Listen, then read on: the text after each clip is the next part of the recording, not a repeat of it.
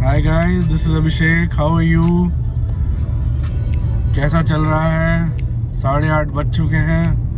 क्या कोहरा है यार, मान गए। Zero visibility, hats off. कुछ भी नहीं, दौला को आगे कुछ नहीं दिख रहा। मतलब मज़ा ही आ गया आज तो। ठंड है, अभी बरकरार रहेगी, थोड़े दिन और चलेगी। कंबल अम्बल सब रेडी रखिए, अभी ठंड कहीं नहीं जा रही। जितने भी लोगों ने बोला था कि हाँ ठीक है भाई कि अभी ठंड चलेगी, तो ठंड सॉलिड चल रही है भाई। तो मज़ा आ गया। मैं अभी 7:30 बजे बाहर निकला था, मैंने देखा अरे बिल्कुल साफ है इधर। और हाँ, एक आधे घंटे में देखिए क्या बिल्कुल कोहरा निकल के आया।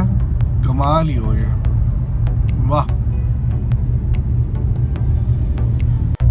फोन में तो आपको थोड़ा कम दिख रहा होगा, लेकिन आप नॉर्मल आंखों से देखेंगे तो भाई साहब कोहरा बहुत ज़बरदस्त है, बहुत ज़बरदस्त। बिल्कुल गाड़ियाँ दिख नहीं रही, आपको धीरे धीरे चल रहा है। कोहरे में एक ज़रूर है, आप एक सेटिंग रखिए गाड़ी को, जो सेटिंग है आप विंडशील्ड की तरफ करिए, हल्का सा हीटर चलाइए और एक पे करके मन चलिए। ना फॉग जमेगी ना कुछ। आपकी गाड़ी में फॉग और विंडशील्ड में नहीं है, तो ये आप सेटिंग करके चलिए, आराम से मस्त चलाइए गाड़ी। करोल बाग की तरफ मोड़ से जाएगी, ये अब आपको दिखाऊंगा।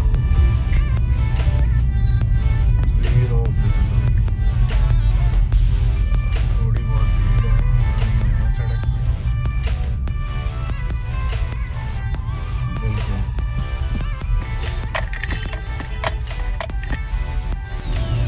यार आज ना मैं आप लोगों से एक इम्पोर्टेंट बात करना चाहता था, लाइफ पार्टनर पे।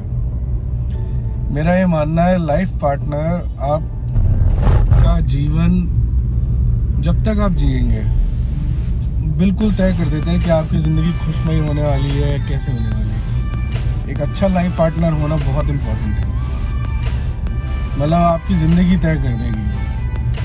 तो इस डिसीजन को ना बहुत वाइसली चूज़ करना चाहिए आपको। यहाँ आप किसके साथ बिताना चाह रहे हैं, सही है ये कैसा है। हालांकि आप कोई भी मैरिज ले लो, लव मैरिज, अरेंज मैरिज, कहते हैं हमारे बड़े बूढ़े के सब जुआ है, बिल्कुल ठीक है, बरतने के बाद ही चीज़, ये बात बिल्कुल सही है।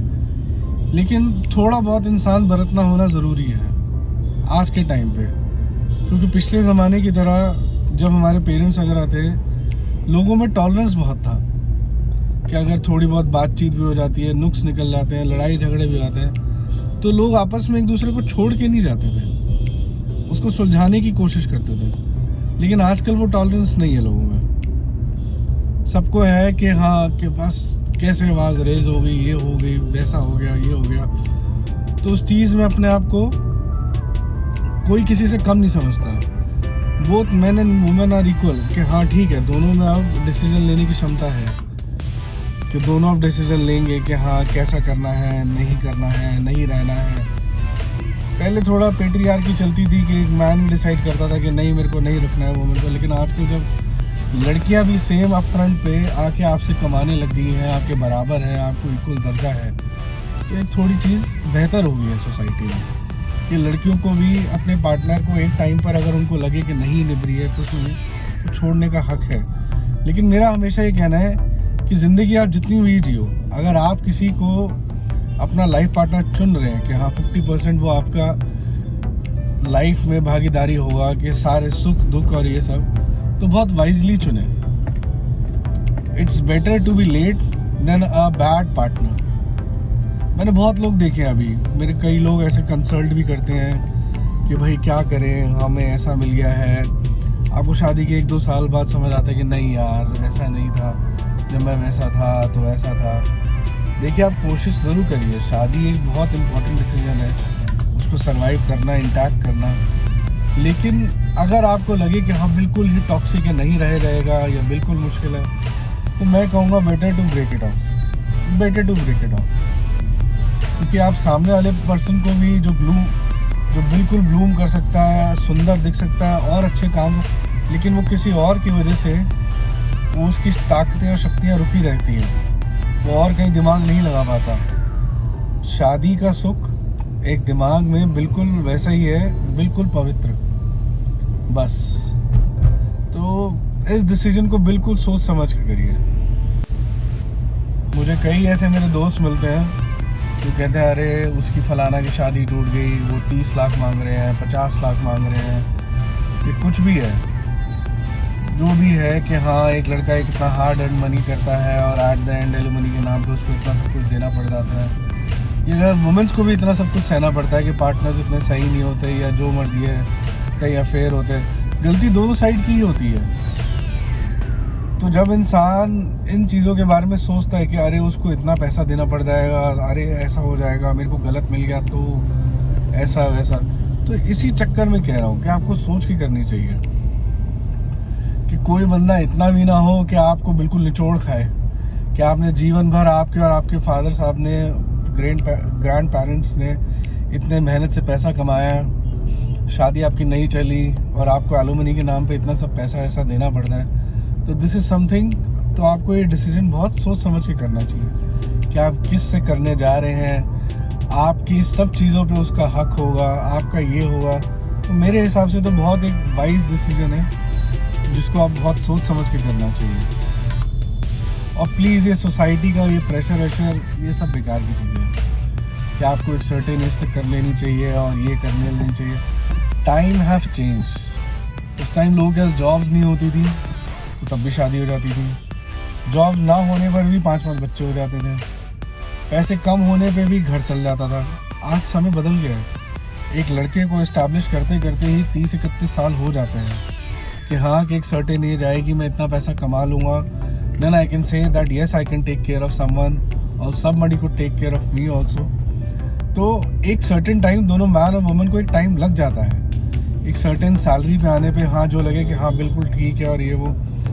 तो यही है कि आजकल का जो ज़माना है ना कि हमें 24-25 में शादी कर लेंगे, नहीं हो रहा है। बहुत सारे फैक्टर्स हैं, मेंटल, फिजिकल, एबिलिटी, सारी फेक फैक्टर्स हैं जो जुड़ते हैं। तो एक सर्टेन एज बाद ही आजकल वो 24-25 वाला जो टाइम था हमारे पेरेंट्स का, वो आजकल नहीं हो पा रहा। थिंग्स आर टेकिंग टाइम और लोग आजकल मैं देख ही रहा हूँ 30 के बाद ही शादी कर रहे हैं। मतलब पहले जैसा नहीं है कि हाँ अरे बड़े होंगे कब होंगे।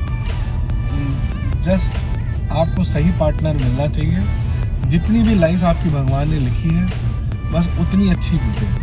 आप ये सोचोगे 70-80 साल तक मैं जीऊँगा इसके साथ जल्दी, शायद आजकल ऐसा किसी का कुछ नहीं पता। पीपल आर नाउ थिंकिंग कि हाँ कि नॉर्मल लाइफ चलती रहे, अच्छी चले, सुखमय चले, चाहे जितनी लिखी हो, कोई कूड़ा कबाड़ा, कोई दिमाग खराबी कुछ ना हो, बस खुशमय चलती रहे। कोहरे ने सही पकड़ रखा है, पूरी कोहरे की लेयर, आराम आराम से हम चल रहे हैं पूरी 0 विजिबिलिटी। फोन में मेरे को बिल्कुल फिर भी थोड़ा दिख रहा है, लेकिन आप नॉर्मल आंखों से देखेंगे बिल्कुल मज़ा ही आ गया, बिल्कुल मज़ा आ गया। लो जी शिमला यहीं आ गया पूरा, बस बर्फ़ की कमी है। वाह। हाँ जी, तो आज हमने लगा लाइफ पार्टनर पे बात करी, कल हम और किसी चीज़ पे बात करेंगे। अच्छा लगा आज बात करके, बस थोड़ी दूर रह गया हमारे भगवान से मिलने का समय, तो हम पहुँचेंगे,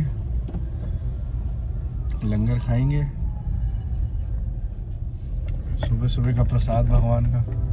पूरे भारत की खूबसूरती यही है, हर धर्म में बहुत सब ना सब अच्छी बातें हैं। आप हर धर्म से कुछ अच्छी बातें लो और सारे ही धर्म अच्छे बोले गए हैं, कोई बुरा नहीं है, कोई कुछ नहीं है। चीज़ों में अच्छाई देखोगे तो अच्छाई दिखेगी, चीज़ों में बुराई देखोगे तो बुराई दिखेगी। बस लाइफ ऐसी है और ये सीखने की लाइफ है कि आप हर चीज़ से सीखें, समझें, और किसी के बहकावे में मत आए। खुद पढ़िए, खुद जानिए और समझिए। आज मज़ा आया लाइफ पार्टनर पे, हमने काफ़ी बातें करी, खूब कहा, खूब बातें करी, हमने खूब समझा इस बात को। आई होप सो आप मेरी बात थोड़ी बहुत समझेंगे, आगे बढ़ेंगे। बस तो आज का व्लॉग यहीं एंड करते हैं। गुरुद्वारा आने वाला है, भगवान के चरणों में हम जाने वाले हैं। बस गुरुद्वारे के बाद बजरंगबली से भी मिल के आएंगे, उनके भी चरणों में गिरेंगे। भाई देखो, मैं तो गुरुद्वारा हो कहीं हो, जहाँ भगवान है वहाँ हर जगह सर झुकाता हूँ।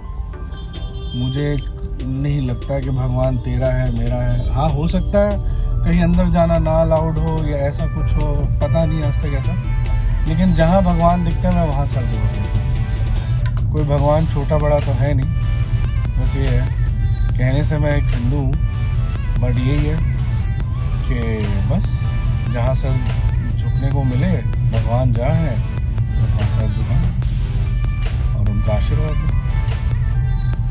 चलिए, खूब अच्छा लगा आज आपसे बात करके। मिलते हैं नए व्लॉग में। ख्याल रखिए, टेक केयर, आगे बढ़िए, अपने काम में लगिए, खूब मन लगाइए और अपने माँ बाप का नाम रोशन करिए। Bye bye, take care.